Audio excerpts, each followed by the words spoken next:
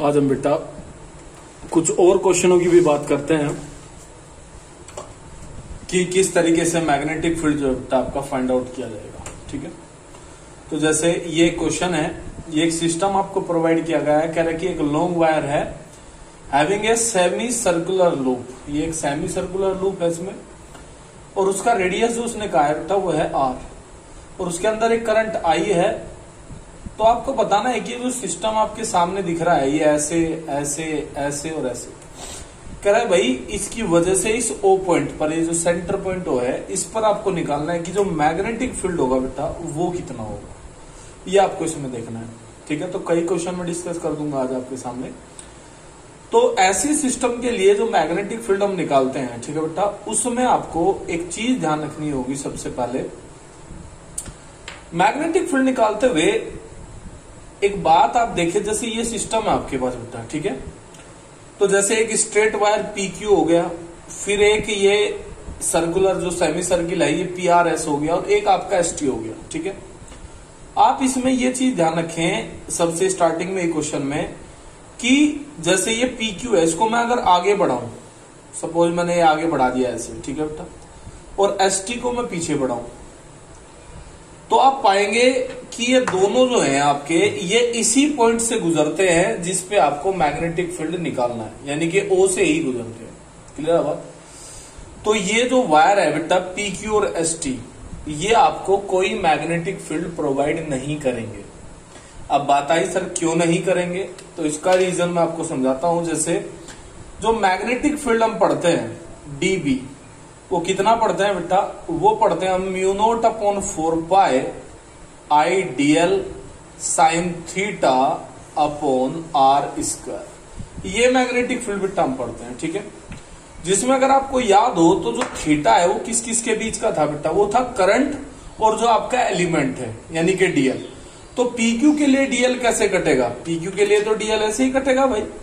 ठीक है, और इसी डायरेक्शन में करंट मूव कर रहा है, तो दोनों के बीच का अगर आप लोग एंगल देखते हैं तो दोनों के बीच का एंगल कितना बना बेटा आपका 0 डिग्री, क्योंकि ये तो दोनों पैरेलल होंगे अब की बार।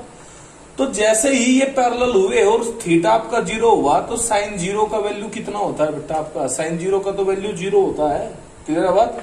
तो इससे हमें पता लग गया कि जो PQ हिस्सा है इस सिस्टम का और जो ST हिस्सा है, ये हमें कोई मैग्नेटिक फील्ड प्रोवाइड नहीं करेंगे। यही आपको हर क्वेश्चन में ध्यान रखना है कि वायर की जो लेंथ है आप उसको आगे बढ़ा के देख लीजिए बेटा, या पीछे घटा के देख लीजिए, जो उस पॉइंट से क्रॉस कर जाएगा जिस पे आपको मैग्नेटिक फील्ड चाहिए, वो हिस्सा सिस्टम का कोई मैग्नेटिक फील्ड प्रोवाइड नहीं करेगा। ठीक है, ये सबसे पहले देखना है आपको क्वेश्चन में। ठीक है बेटा, उसके बाद बेटा हम बात करते हैं QRS की। तो QRS अगर आप देखें तो ये तो देखो O से नहीं गुजर रहा है, ये तो एक अलग से सिस्टम है। तो अगर आप देखें तो इससे अगर आपको मैग्नेटिक फील्ड निकालना है, तो चलो इस R को मैं निकाल देता हूं यहां से। और आप जानते हैं कि मैग्नेटिक फील्ड निकालते हुए बायो-सावर्ट के अकॉर्डिंग क्या करना चाहिए बेटा, हमें एक एलिमेंट कट करना चाहिए। तो ये एलिमेंट मैं ये मान लेता हूं बेटा आपका, मान लिया ये वो टुकड़ा है जिसकी वजह से मैं मैग्नेटिक फील्ड देखना चाहता हूं। इसकी लेंथ कितनी है बेटा, मान लिया आपकी DL। ठीक है, तो अगर आप बीच की डिस्टेंस और DL के बीच एंगल देखें तो ये कितने डिग्री हो जाएगा बेटा आपकी बार, ये तो 90 डिग्री हो जाएगा। क्लियर है बात? तो जैसे ही मैं ये फॉर्मूला यहाँ पे अप्लाई करूंगा तो जो DB है हमारा वो कितना बनेगा बेटा, μ0/4π IDL sin 91 हो गया, अपॉन बीच का डिस्टेंस कितना है बेटा आपका R ही है, तो R का क्या हो जाएगा स्क्वायर। लेकिन आपको तो पूरे के पूरे इससे सेमी सर्किल से निकालना है, तो उसके लिए आपको क्या कर देना चाहिए, इसको बेटा इंटीग्रेट। तो इंटीग्रेट आप जैसे ही करेंगे तो ये तो B हो जाएगा, ये μ0/4π I/R², और इंटीग्रेशन DL यानी कि कंप्लीट S से Q तक का जो डिस्टेंस है, तो कितना होगा बेटा आपका, पूरी सरकमफ्रेंस का आधा। पूरी सरकमफ्रेंस कितनी होगी 2πr, आधी कितनी हो जाएगी बेटा आपकी पाई। तो जैसे आप इसको कैलकुलेट करेंगे तो आप देखेंगे बेटा कि R से R कैंसिल आउट हो जाएगा, पाई से पाई भी कैंसिल आउट हो जाएगा, तो आपको क्या मिलेगा बेटा, μ0 I/4r।